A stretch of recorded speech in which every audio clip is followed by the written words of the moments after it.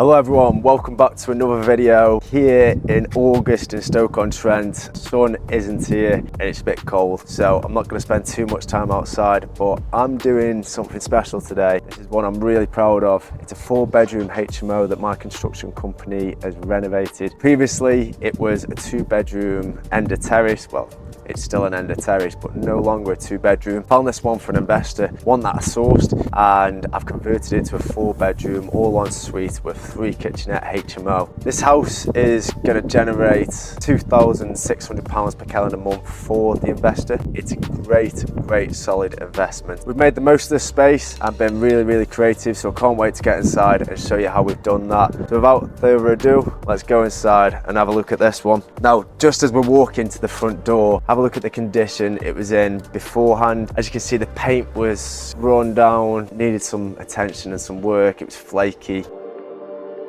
So we've just done a bit of touching up, just painted the outside, nothing too special, but now it looks clean, presentable for a good couple of years. So we have to put another coat on, but it's absolutely fine for the time being. Makes it feel a little bit more welcoming. So let's go inside.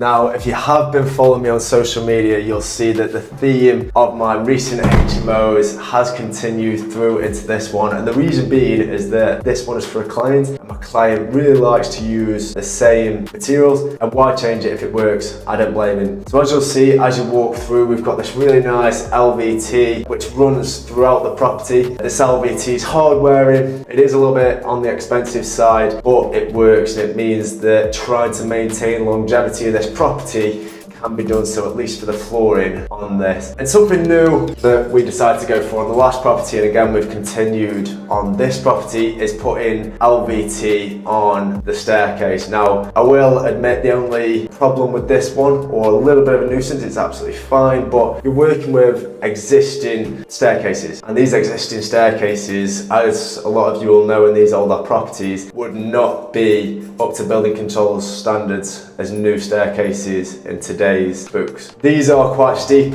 and with the LVT it's just steep and not the most comfortable on foot walking down, but it's fine and they look good, you know, the hardware and etc. And yeah, I think it will set the property apart. Just one to remember when you're doing it on existing staircases, how steep they will be. So going into bedroom 1, this was the original sitting room at the front of the house. So I'm going to show you what it looked like before and now. As you can see, it had a chimney breast in there. It was dated, not in the best condition, and needed a lot of LTC.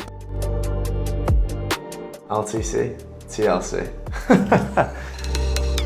Now, as you walk in here, I absolutely love these rooms. These rooms are special. I think the paneling sets it apart. The paneling is another one that we decided to go for. It's a dado rail with a really nice design below. Simple, but effective. Looks really smart. I'd have it in my own house. It looks really good. So the colour on the feature walls is one that my investor went for as well, which is different. Again, something I probably wouldn't have picked, but looking at it now it's put together, I actually think it looks really good. I give it a good 8 out of 10. The reason it doesn't get a 10 out of 10 is because I like green, and green is normally what I go for, but I'm pretty boring, so it doesn't really matter. We've decided to go for 40-inch TVs as opposed to 32, which is a nice little touch, and I think it sets the rooms apart. And then we've upgraded the beds because these beds look nicer than the ones that I normally put in mine. They're a bit of a feature and a selling point, and you can see why the investors instructed me to put these ones in. In the ensuite, we've gone for the same as what we did in the last HMO, but these nice terrazzo tiles, which look really nice. The big tiles, again, set them apart from a lot of other HMOs you see that are just plain white with maybe a bit of splashback in the showers. We've gone above and beyond to create the most premium products that we could. Now, the renovation was quite fun for this one. It's taken us about 17 weeks, and the reason being we had a bit of a delay on the tiles because we ordered so much terrazzo because we were doing 3 jobs.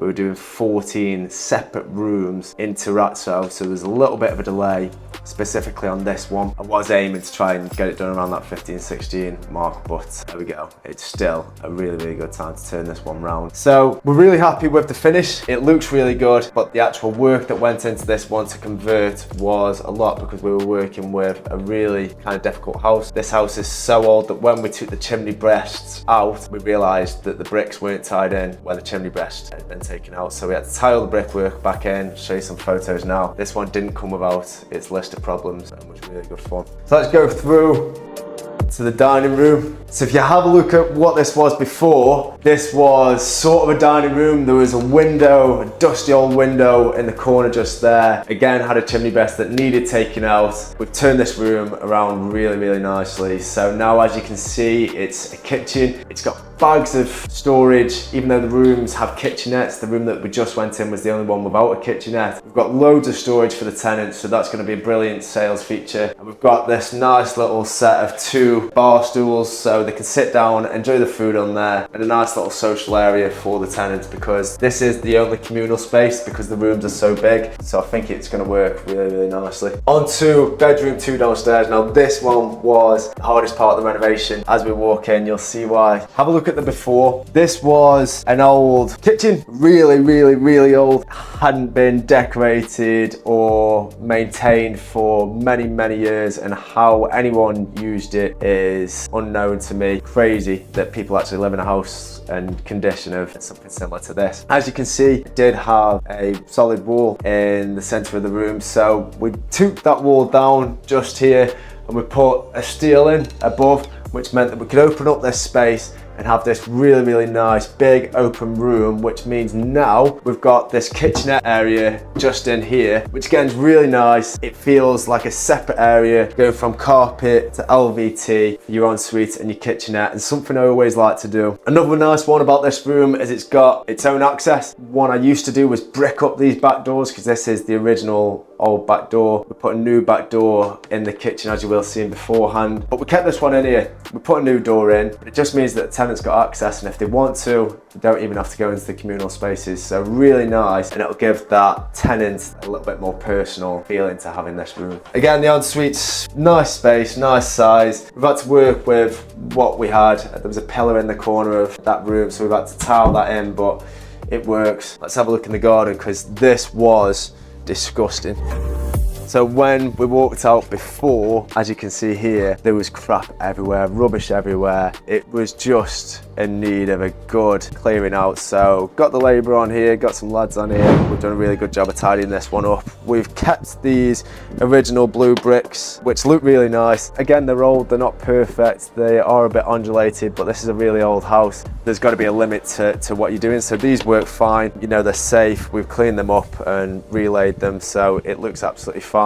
We've painted up the outside sills, put in some really nice outside lights so it's lit up for the tenants when they come in, and then we put down this gravel just here, which again is a nice area. The only trouble with that, cats are shitting on it and they're absolutely loving it. It's like a litter tray for a cat, so I don't know what I'm going to put on here to stop them from doing it, but there's every day there is more and more shit coming, so it's like a round of total wipeout, avoiding shit, trying to walk on that gravel.